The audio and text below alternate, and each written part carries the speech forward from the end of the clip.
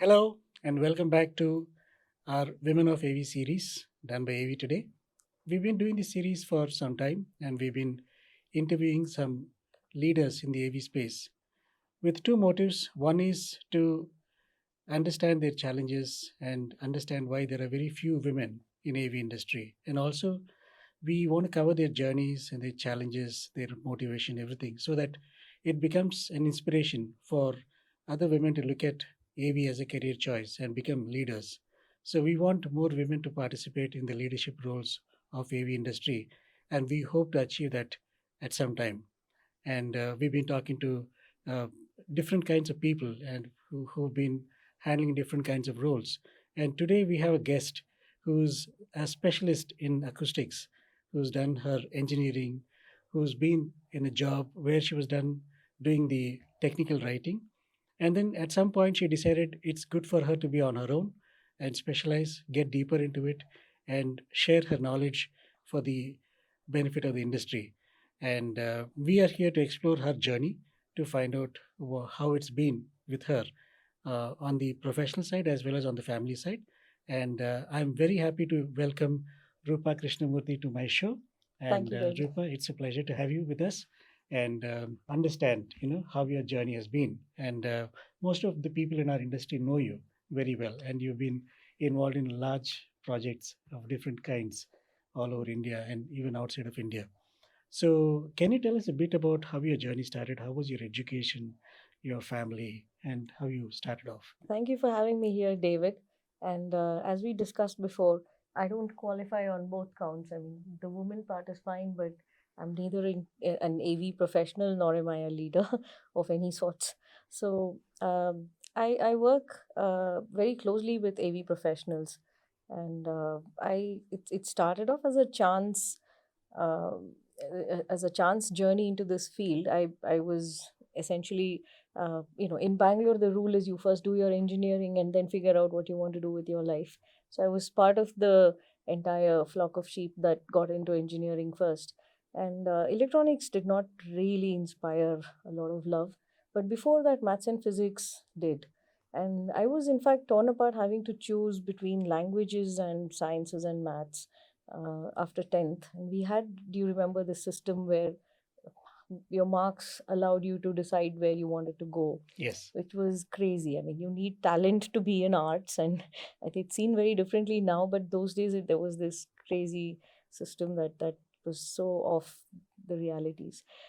So eventually, I found after electronics, I worked in the IT industry for some time. I found a field of my liking, which was technical communications, and it took a lot of my interest into account. I could understand technology. I loved teaching. I loved chunking down information and breaking it down and presenting it. It was my kind of thing. So I did a lot of API guides when I was in that field, and I also saw good money.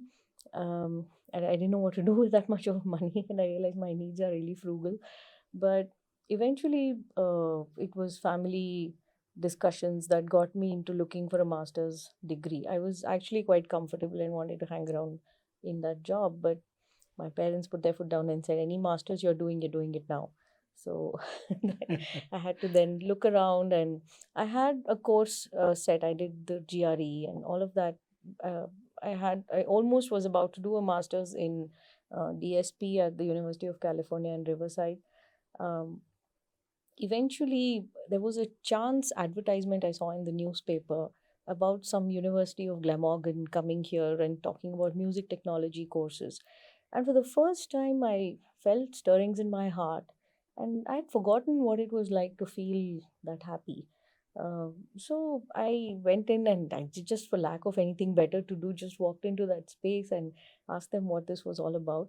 And they, sort of assessed me and said, I think for your interest, there's another university coming in next week that has a course in acoustics, and you might find that more appealing. This is their course content.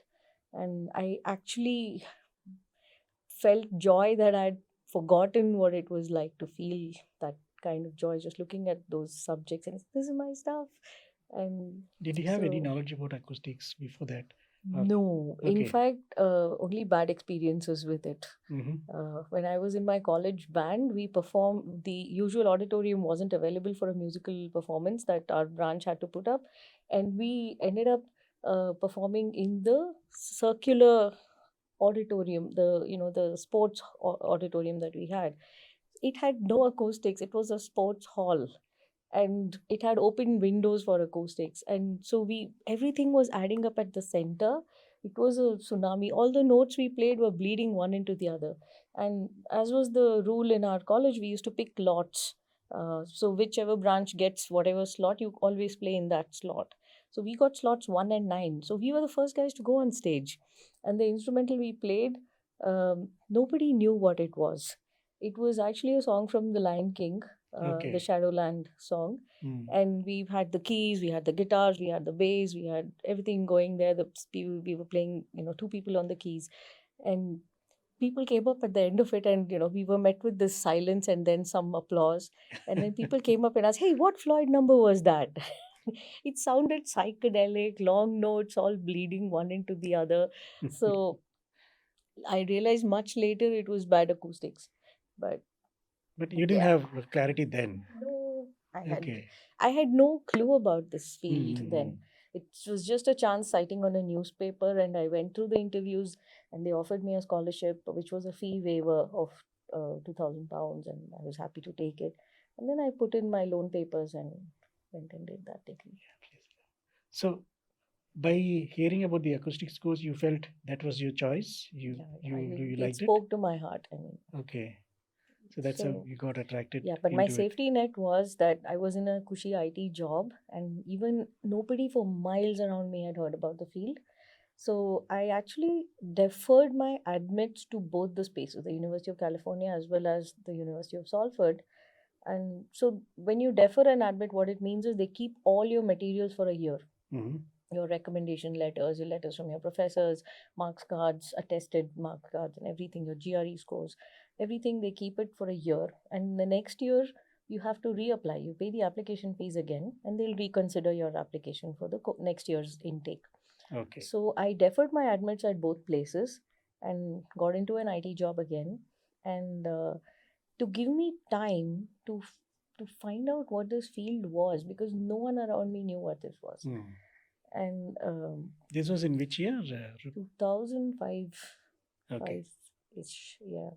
Mm. So it was in 2006 that I went, and then my safe. So by the time that the time came to take that decision, no one had still heard of acoustics. Yeah. So Possible. I just ended up flipping a coin, and I said, my parents said, "Look, wherever you tell us, we'll sign." Okay. Good So they were confidence. very sweet. I mean, That's very imagine middle nice. class parents taking a loan of the size they could build a house with, that kind of money. Mm. And they didn't ask me, beta aap khaoge kya, khilaoge kya. They just literally said, you say yes, you want to do this, I'm going to sign over here. It's a loan paper. Beautiful. That's So nice. yeah, I was really, So how but long was this course, Rupa? about a year. Okay.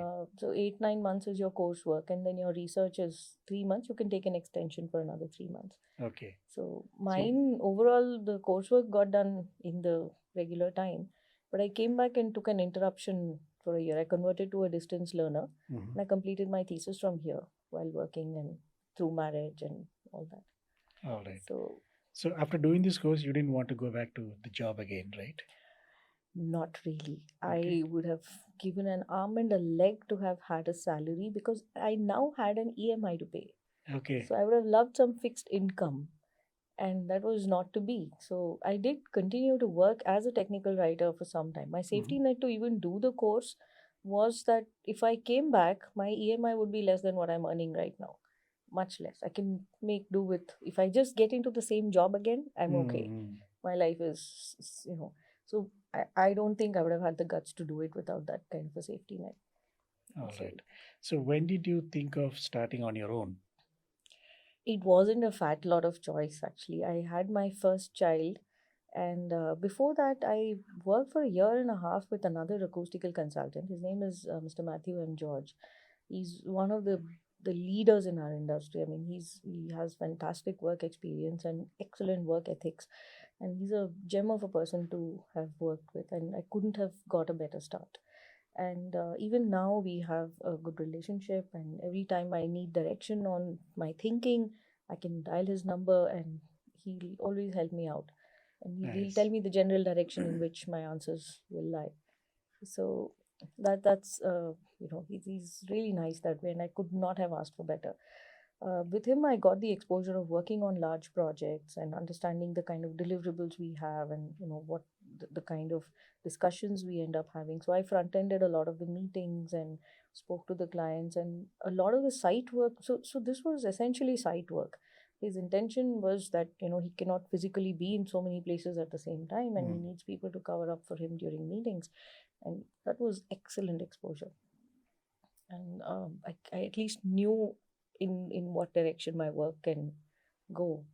Were Then you nervous when you went for site visits initially with the clients? no, I Okay. had the innocence of a baby.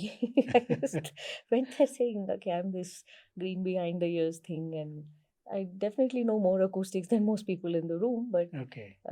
but I didn't know what a jip board was, and the practical nuts and bolts of the thing, those I had zero clue about.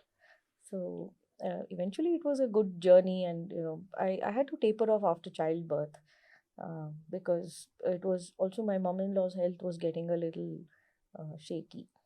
So it's okay when you cancel your own meetings, but when you're representing someone else and you have to keep canceling out, it's very difficult. Correct. So I tapered off for some time, and then I just started doing basic home theaters on my own, and then I put up. My husband was throughout this guy who kind of did all the hand holding that I needed, and without him, I don't think I would have even started a consulting firm at all. He was very clear. He said, I don't think I'd even look for a paid job if I were you. So those words still ring in my ears, Very because nice. yeah, it's see, there was no system. I think this needs to be said, and it hasn't been said enough. There was no system in place, still isn't, which helps a woman to keep a full-time corporate job and have a baby without a huge family support in the background. Right. So if you don't have able-bodied parents who can take care of kids and cover up when the nanny doesn't come in, and if you're only depending on paid help, you're in no one's covering up for you. Correct. So and the thing about organizations trusting you to work from home, trust only works when you don't have to depend on it. Right. As long as you have to keep reminding yourself why you trust this person, it's not working. So I think it hasn't been said enough, and of course now after COVID, everyone's talking about work-life balance and work from home, and trust your employees, and but 10 years ago they kind of hung us out to dry, Mm. and which surprises me, because my field is closely related to obviously the architectural or the interior design field, and that's a field which has institutions which have intakes every year. People are, there are that many architects coming out every year. There are systems in place, there are internships, there is the next level, there are systems in place, from how you get from being a complete novice to a person with a decent amount of experience to handling large projects. And yet you go to construction sites, you don't find bathrooms for women even Mm. now. Right. And I wonder, because this is one field which has surprisingly seen a lot of women in it. And it really surprises me when you go to a nice corporate space. Now there are bathrooms, like you're doing Mm. interior fit outs in a big IT sort of park, you obviously have bathrooms in place, Correct. but wasn't the case earlier. And Mm. even when you go to residences or whatever, like it's just assumed that you'll just pop in and go back. Half the stuff that's getting built is out of town, or remotely far away. So all those things were a problem, and I think that has significantly improved. But this is one of the main things. Women don't drink enough water because they have to use public toilets. Mm. A lot of these things that come in over the years, it tells on your health and things like that. So there are a lot of these physical reasons, safety, when you're going out of town. And in acoustics especially, a lot of the measurements that we need to take are overnight. Okay. And because the pollution control board noise norms are different for 10 p.m. to 6 a.m. All right. So I can't ask a girl to go out and do that. Mm. uh, that unless she has a team that's helping her out or something of that sort. So if you're a one person firm, you need to have 2 3 people who help you out with CAD and measurements and all of that. You definitely can't entrust these jobs to girls unless there is backup with it, in which case the backup will do the job. Mm. So there are these limitations definitely. And in my early years, uh, the clubs that I designed, I worked with Sakra, I did Loft. Um, my husband came with me, with our driver, Mm. and he handled my kid while I went and did my measurements and came back. They were my safety net. So it Yeah, was, that support is always, yeah, a great advantage for it's someone to. huge. And when you wanted to start it on your own, how was the reaction from your family and your husband? They were the ones who got me to start. I was the one reluctant. Okay, it's the other way. Yeah, yeah. Right, right, My right. father-in-law actually left a cushy job in his younger days, in his heydays, and started a factory. And he had an appetite for entrepreneurship and the risk you take and all of that. I didn't. I had parents in banks. We had paid holidays for the Mm. whole family with train tickets taken care of, and you know they got 1 month's salary for taking holidays. Mm. Uh, we did. I came down to Bangalore every year, and we've gone to beaches, temples, and everything. It's just uh, so. My idea of I had no appetite for risk, basically. Okay. But it was my husband who said, "You're nuts. You have to listen to people. Start listening to people." So that's how it started. So after Yeah. your childbirth, you wanted to move Yeah, away from the regular I job got and. 1 or 2 projects. Mhm. I got interviews as well, but I didn't. I realized I couldn't have taken them up and done justice to my kid. Right. So I think anyone who's seen their child's eyes light up would find it hard to. And I think this is an important point. We generalize all parenting as one kind of thing. This is not fair at all. Some kids need more attention, some kids are very truant, some kids are like my younger one bounced off the walls. It was a different story. I started my business when my older one was 8 months old, and I had to stop. So by the time my second one was born, I was doing Chennai Metro. I'd grown reasonably, and there was work coming in from all directions. There were studios we were looking at. We had pitched for some airports, and there was absolutely no. Uh, After the second one was born, for a year I continued to work because I had things to finish off. But after that, I had to call it a day and say I can't do this Mm. because this guy was difficult to handle. He just bounce around the place. How many maids can you hire? And so I now know that it's if you have 2 boys, you'll need 3 mates. It's yeah. Also, the natural environment in which children are growing up is not there. Our parents knew what an angan was, uh, or what an angla was, and we don't know what an angla is. We know what a balcony is, and that's changed a lot of things for children. And now with AI and all kinds of other things coming in, that's being even more. It's harder to be a child now than it was for us. Mm. True. Worst thing I could do when my parents were away at the bank was sing, draw, paint, read books, just play, which we now call unstructured playtime. Uh, I mean, the worst thing we could do was that. And now it's like you have to call 2 parents to get a pair of kids to play. And it's not, all the play spaces are gone. There are buildings everywhere. All these things are a big problem. So we who navigates around this? I can Mm. just pick up my bags and go to work and come back. But what's the kind of life I'm giving my kid? Yeah, I understand. So when you started, were you concentrating on any particular verticals for acoustics? I mean, which are the verticals which has high demand for acoustics generally? As of now, there's a lot of it in almost all verticals. There's a lot of demand. There's not that it's carried out. Mm. Like we find airports where you see no acoustical treatment or little to no acoustical treatment, but it's you're able to kind of manage until you can't. It's a Mm. gamble. And with a lot of the public spaces that are coming up, I think acoustics is being taken very seriously. Okay. Um, there is always more work to bite off than I can reasonably chew.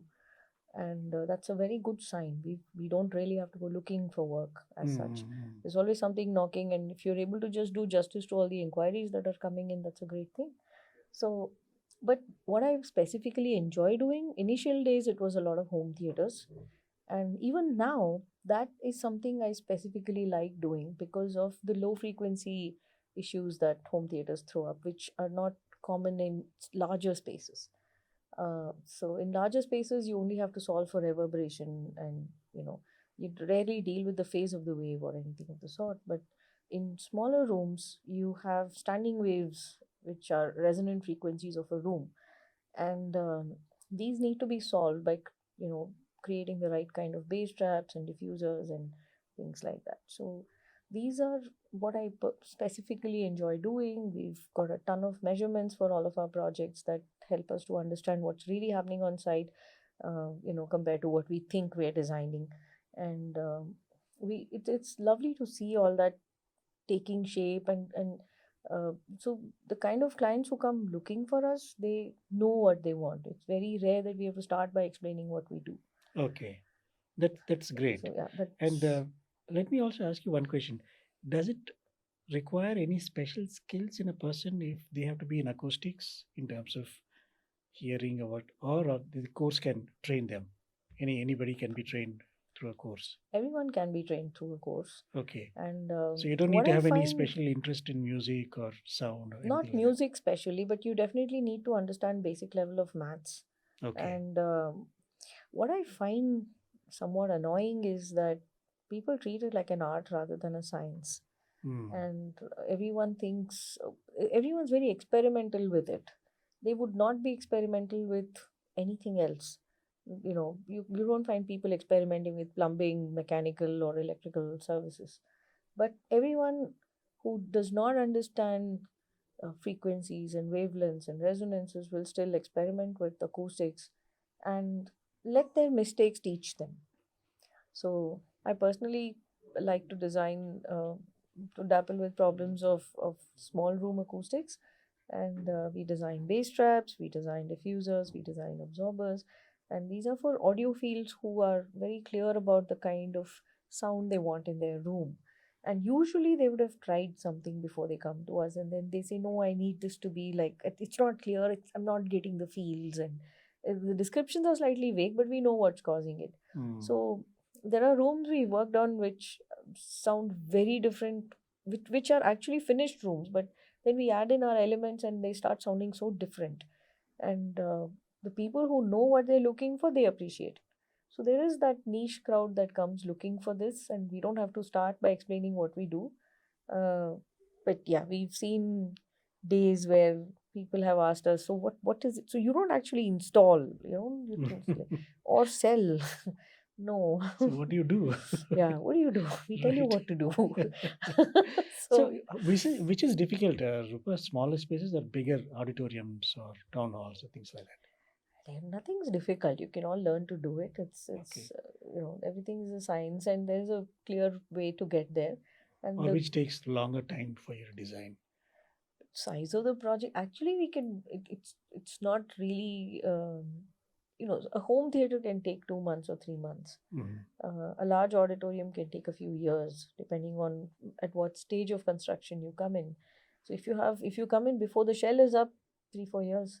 If you come in when the shell is up and now they're just doing the interiors, 6 to 8 months typically. So So you that's normally work with architects and AV consultants in the projects pretty as much, a team? pretty much, yeah. Okay. But as acoustics is slightly more interdisciplinary, so like in a corporate space, the AV people will come, give their layouts, and go back. Mm. They're not worried about where the lighting is coming or where anything else is coming. If there's a conflict, they'll highlight it in the coordinated drawing stage. But otherwise, at the initial stage, everyone just gives in their input, right? We have to look over all of that. We look into where the ducts are going, if there is noise transfer happening through the ducts between rooms. We look into the switch boxes, where they are coming, and we look into where the cable trays and raceways are going. Uh, we have to look into everything. I need to know where the structural core cuts are happening. I need to know where the AHUs are, where the scrubbers are, and so uh, it's important for us to look into everything. So we pretty much going millimeter by millimeter for every project. By the time we're done with our design, I know what's happening in every millimeter of the space.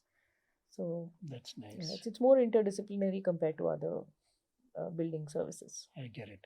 So coming to this point, see, basically, I know you're in Avixa Women's Council also, and Avixa also does a lot of activities to encourage women to participate in That's AV. true.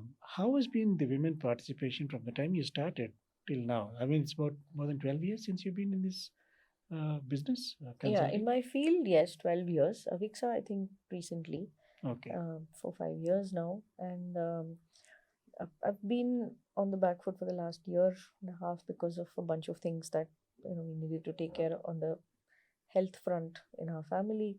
But otherwise, it's a great field for women to meet, and I have met the best people through this forum. okay, We have deep friendships, and people have stepped in to help out of the ordinary. uh, I think women pushing up other women is not a myth. It's I see it, uh, and I think it's very important to have this sort of a net where you can just reach out to people and speak. I'm glad that AV people have that because acoustically, I'm pretty much on an island here. There are not many people in our field, and now there's a growing number. I mean, there's definitely, but there's really no body where we meet or all of that. All that the chit chat and all only happens if you really know somebody, or there's no professional chit chat correct. there. But when I see So, this interior designing and architecture, mhm. I see predominantly women leading, in the industry. But in AV, I've not seen that, women participation growing as much as it's Mhm. required because every event I go to, Mhm. I see more of men Yeah, that's participating. just really a structural thing. If you see, there are engineering colleges where you learn mechanical engineering, then you can become a MEP consultant, right? I mean, there is a way to get there. Mm, The same with architecture. There are institutions. Every year there is an intake. Every year there's a bunch of students coming out. There is a set path as to how you gain experience. You start with drafting, then you understand spaces. You start going on site visits. You start looking over other people's drawings and explaining spaces to them. You gain that experience over time. Then you start handling larger projects. You're looking into quantities, lead times. You're working with materials. You understand how they are mounted.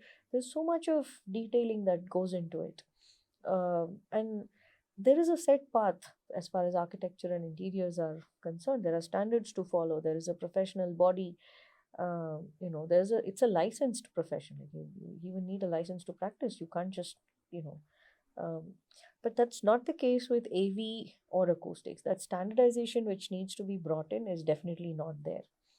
And either that happens at an organization level, so an organization hires a kid and then they train them in acoustics, or somebody studies, like very few people like us who have actually had the pockets to take a loan and then do this degree. So initially we used to really gloat about the fact that we're one of the few qualified firms in academically qualified firms in India. And now we realize over this last 12 years, having got emails from so many bright kids, many of them way brighter than me, it just comes down to privilege. I could take a loan and do this, and there's no body in India that is really teaching this. But now the Institute of Acoustics in the UK is offering a distance learning course. So you can do this you can get at least a diploma in acoustics through that. There are also some courses in IIT Kharagpur which are being offered for acoustics, and I think it's a good thing to have an academic start into this field, which I sadly see most people skipping that. mm, Most people get into the field, they see how much money is there in this field, and then they look at an academic qualification only as a thing to show on there. Uh, because it's all copy paste solutions everywhere that we see. So that cookie cutter thing works. I mean, see, the thing about science is Newton's laws under the same conditions will work exactly the same way, mm. right? So there is the test of repeatability in Western science, and so to a certain extent you'll get away with it till you don't, and you're experimenting at the expense of clients' money. So why we talk about this is really none of my business because I don't experiment. You know, but why we talk about this is because 65% to 70% of what I do is retrofit work. Something that's already been done, not quantified, eyeballed, and it's not working now. That the client has invested time, design effort, design fees, everyone's put in their money. There's execution effort that's gone in, and now the space is not functional for the main purpose that it was needed for, the spoken word. So I think the importance of acoustics is something people only see in hindsight. That's still not changed a lot. Uh, One Definitely. area I wanted to touch upon, Rupa, because see, this is one space I'm sure you would also come across, churches, right? Mm-hmm. These spaces have two requirements. One, speech clarity, as well Mm-hmm. as when the music the choir sings, Mm-hmm. that requires a different kind of a Yeah, setting, right? In many churches, these challenges prevails. correct. So, how was your experience? Have you done any churches? Yeah, How yeah. was the response? And We've done one in Hyderabad that's called the GSOIM, okay, Good Shepherd Church. do they really And understand? Do they appreciate? yes, yes, Okay, yes. People do because music is such a way to reach people's hearts. And that's what all of faith and religion is. It's about giving you giving your heart a slightly buoyant pull, right? So that happens through music, through the spoken word. Somebody just says something and it lifts your senses and pulls you up from where you are. And that's it's a part. It's we see it across religions, right? And now people are giving it a lot of importance. So one of the three main problems that churches should focus on is one is traffic noise intrusion. If you have open windows, then you need less acoustics, but you have noise coming in. If you're in some sort of a setback area where there's no noise freely flowing in, and then you can do a lot less of acoustical treatment, because if you just keep windows open, it prevents that much sound from coming back. So open windows is a great idea, but what are you trading it for? Are you trading it for noise? So you have to understand that part. So if you have a closed space, echo and reverberation are only a problem in closed spaces. As long as now inside my house you will not find a single acoustical panel. Why? I have many vendors have offered to do it for free if I wanted it to, but I don't need it, right? So this is because I have windows open all the time. I know neighbor's kid came from school. I know who's cooking what, and it's a very different way of going about things. So if you're looking at a church, you need to figure out the treatment that is needed. You need to figure out the spacing of the AV system. You need to see that the AV system is nice and sweet sounding and not correct. some big But over do they treated. invest in consulting for these churches? Are they willing to spend money to find a solution? We see, I think across all verticals that we work on, we do hospitality, we do education, we do commercial, we do institutional, we do so many private residential projects and all that. There is the whole spectrum. There are people who want you to do stuff for 10K, 20K. There are people who are willing to pay you in lakhs because they want that thing sorted. So that I think the you have to learn to tell who is what and what they really need. And one thing about us is we are very agnostic when it comes to brands, and we don't lean towards any brand for commercial gains and things. That's a huge factor for many clients that we work with. They don't want someone who's making any financial gains out of dealing with any kind of brands whatsoever. And that independent view, technical view of things is what gets us a lot of work. And the fact that most of our clients are repeat clients is borne out by this. So when it comes to all these verticals, it's what they want. Now a guy just wants bass traps designed for his room. I'll do it for a small fee. I don't mind. It's a little bit of calculation for me, some hand sketches. But if he wants all CAD drawings, he wants shop drawings, he wants BOQs, and he wants me to come and check, and he wants me to take before and after measurements, and he wants me to put the carpenters across, come there and give them site instructions, look into markups. And if there is that level of engagement involved, then we bill for it. So whether we're designing a Shakes Palace or a home theater, we charge what we think our firm's time is worth per day, multiplied by how much time we think this project will take us. Right. So it's very agnostic. In a way, we are capping it because there's an upper limit to how many days we can put into a project and all of that, finite days, finite hours. But that's still a lot more than I need. So So typically, in every project, you have to be physically there to see how this can be done. not anymore, not for home theaters, and not I think with 12 years of experience, there's a lot of stuff we can ballpark and say, okay, no, all you need is this. And that's what people are willing to pay you for. Okay. They don't want somebody coming in, trying things out and figuring out what's working. We just say, okay, no, this. So, in my early days, I was guilty of being this people pleaser person, trying to give everybody 15 options. And you can also do this, you can also do that. And, I thought it'll show them how much I know and stuff. Until I had an older cousin of my husband who was staying with us. She literally tapped me on the head and said, they are paying you to cut down the time they're spending thinking about this. So I needed to, it was a bit of a revelation for me. I was in my own la la land those days. And, the thing about loving the technical part of these things is you can stay in that zone. Okay. No one else is interested to be in that zone with you. They just want to know kahan pe kitna kya lagana hai, and they're done. So that was the lack of maturity I had when I got into the field, really. And because I can talk about it for a long time, right? Like, I don't mind. But it's no one else's cup of tea. Right. And so then I now I know that, I just tell them this or this. What would you like?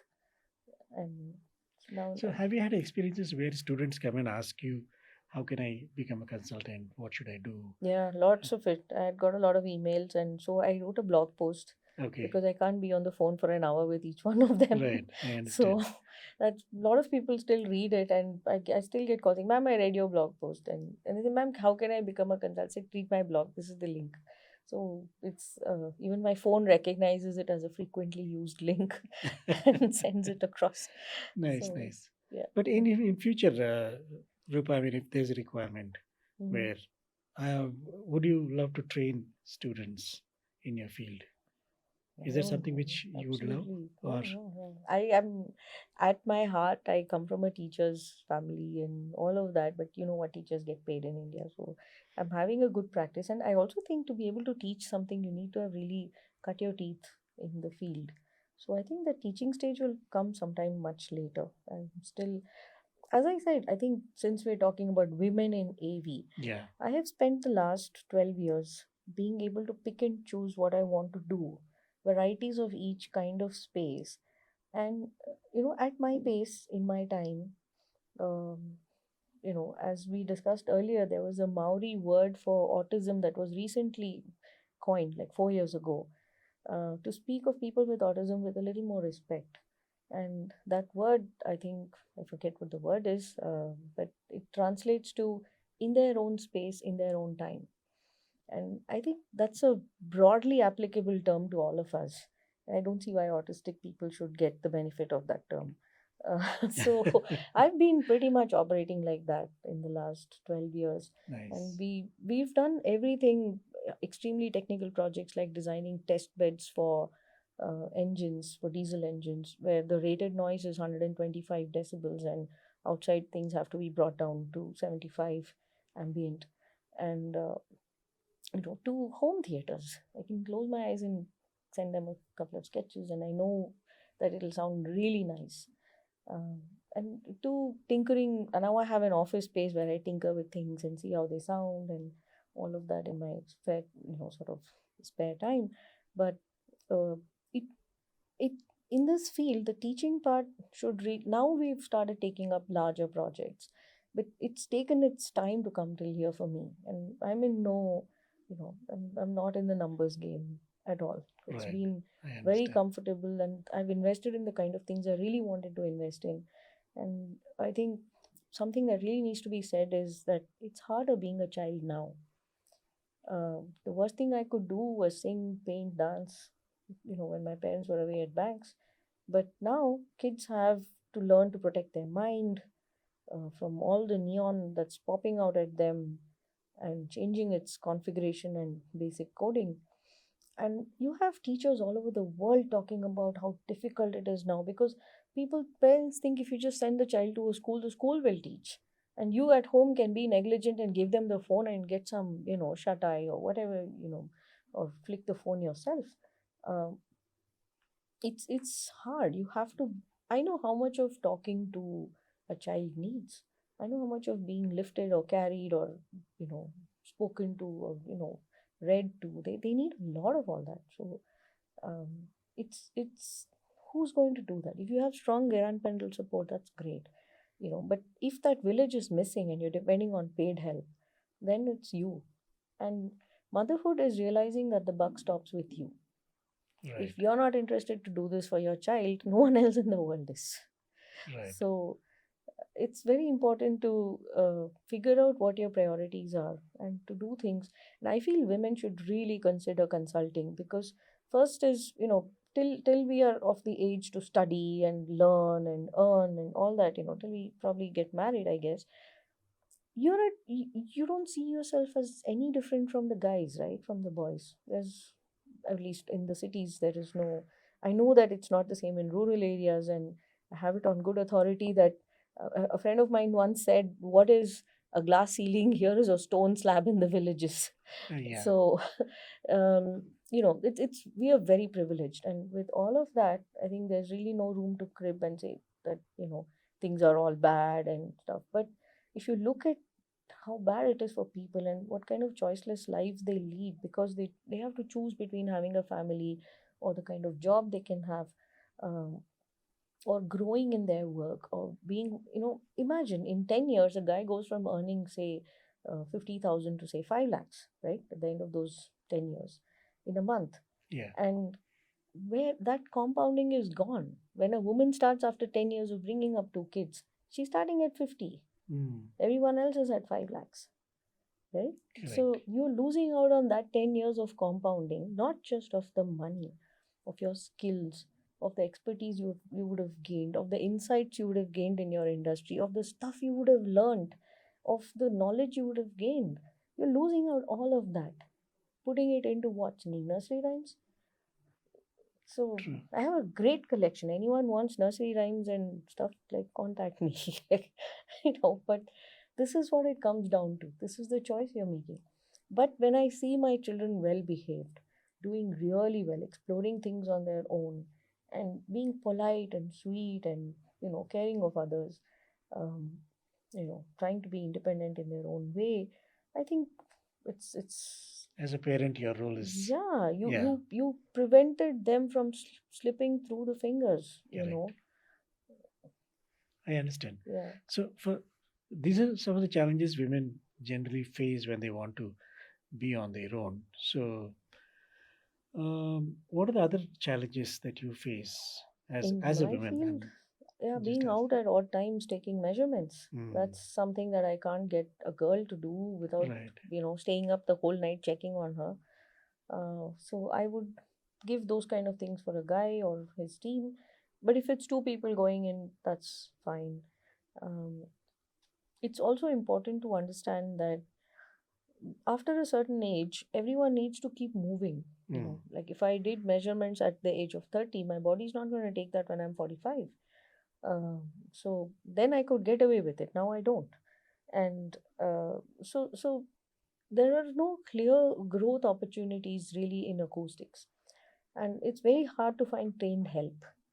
So that's something we constantly struggle with. We find a lot of half baked people who, even clients who are reasonably half baked when it comes to their ideas of acoustics. And we realize that it's, unless they really, so we stick to just solving their pain points, and we don't get into really, giving extra information on all that unless they're really keen on it. So, one of the interesting things that is happening now is product design using sustainable materials. That's something which is really taking a lot of turns in that field. And there are people experimenting with textile, experimenting with wool, they're experimenting with a bunch of things. But unless certain porosity criteria and unless there is some sound technical understanding of how these materials work and how porous absorption works, they spend a lot of money getting tests done, which really mean nothing. They don't understand what those tests mean. They have a number to show us, and they don't know what it means in real life. So this is something we're now trying to engage with people and talk to and just explain to them how these things work. So we're looking at, as of now, it's still just private conversations. But as you said, I think this needs to be taught at a larger scale to people who are into solving these problems. Correct. So, what advice you want to give for women to join this industry and look at it as a career choice from your perspective? So the first thing is that, as I said, with architecture, there's a set path. With most other professions, there are set paths on how you can get in and how you can gain proficiencies. With AV and acoustics, it's still evolving. There are institutions, but you need to have the pockets to do it. It's very important to understand where you're coming from. Are you a business person, or are you treating it as a craft? Mm. They are two very different ways of looking at things, and I'm not judging one for the other or saying one is better than the other in any way. Some of the best people I know are, they first meeting we shake hands and they openly say, I'm not a technical person, but they're doing so much of good work. And I'm very happy to see that. It's a good way to look at it. You're making a viable business out of a serious profession. And it's one thing, I think, for women, I think what is important is, in the years that you're able to do so, to really cut your teeth on going for those site visits, to check everything you're thinking about, to not take your own thoughts seriously, to Mm. evaluate it at all times till you arrive at the truth. So the truth is very absolute. Either a place is sounding good or it's not. uh, so I think you should be very harshly critical of yourself till you are consistently getting good results, and gaining that proficiency and that expertise and burning the midnight oil for that. You shouldn't spare yourself the efforts when it comes to these things. um, I remember in the years that I had to work, even though I had kids, there was always the financial option of being a housewife for me, right? My parents would have taken care of the loan. They retired by then. They had properties they sold, and money was never a problem. But the question is, are you working for money? Right? Is that Right. is that all? Money can be a means to an end. You definitely need it. Financial independence comes above everything else. Those things are all there. But what is it that makes your heart beat? What is it that really makes you happy doing this? For an extrovert like me, it's very hard being in a room all by myself. And any other job would have really got me bored. But technical writing and acoustics were two things I could tinker around with forever without getting bored. I lost track of the hours. So the important thing is, as you have to know why you're in this. And are you in it for money? Are you in it for because it's an easy job? Are you in it because this gives you the flexibility to do something else that you want to really do? uh, what really annoys me is people looking at it as a easy profession thing. हाँ, हमने ये panel लगा दिया and it worked, and if it did good for you, but you don't have to trivialize the whole thing. It's like saying, I put, my यहाँ पे मैंने I put iodex over here and now my knee pain is better. That's great, but are you saying that you don't need the entire field of anesthesia? Or it's so True. you need to know what levels of problems people are solving. And it's um, do not trivialize yourself, do not trivialize the profession, and do not trivialize the amount of hard work you need to put in to get to a point where you understand and predict the way things will work on site. So once you get to that point, you can pick and choose work. You know, it's word of mouth. We've never had to look for work. Everything just comes in through word of mouth, and most people are repeat clients. Most people say, "Oh, my project, she's going to do it." People have sent boys home with samples because I said, "Look, I can't do this project now. I have a baby," and Right. they said, "Don't worry, I'm sending everything home. All you need to do is sign the drawings. You've told me what to do. I got the drawings done." That's the kind of support I've received from the architectural community when I really didn't know how to go about things. And it's they want your knowledge. That's how it is. So the first focus should be to develop that knowledge.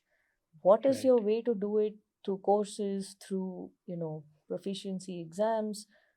Do it to get to that level where people can look at this person and say she has knowledge, and then paths will open up for you. I mean, you just have to, and you can walk that path at your pace, in your time, in no competition with anyone else, just happy doing your work, and the money is very good. So I couldn't have brought up two kids with the amount of time I've given them. We've gazed stars, I've taken them, we've the amount of time I've spent with my kids reading to them or just joking around. It's priceless. I don't think any profession would have given me this joy. For me, that was important. I'm not saying a dedicated professional person who's giving 16 hours a day to her job is any the less. I'm just saying this was my combination of Choice. things. Nice, So, nice. yeah. It's so good to hear, Rupa, because you become excellent in your work, and also, same time you're playing the role of a mother perfectly Well, and looking after your. my kids would beg to differ, but yeah. No, because from my conversations I had with you in the recent past and the kind of medical situations you went through, Yeah, and yeah, the yes. amount of time you spend with your kids, making sure that they have your presence, Yeah, right? right. So that matters a lot, Yeah, and yeah. there are very few who are able to master the art of balancing everything and still being successful, I right? just got So lucky. that way, yeah, hats off to you, No, and I wish you it's all the best in your career. thank you so And much. it's a pleasure talking to you, and I'm Likewise. sure this conversation would help a lot of people who are watching to learn from you and cope up and As I join our said, David, industry. I just qualify for the woman part. I'm like, I No, hope it does. definitely, I appreciate your humbleness. Yes, let's Yeah. look forward to better times. All Okay, right. so Great. have Thanks, a David. great Thanks for having me here. pleasure.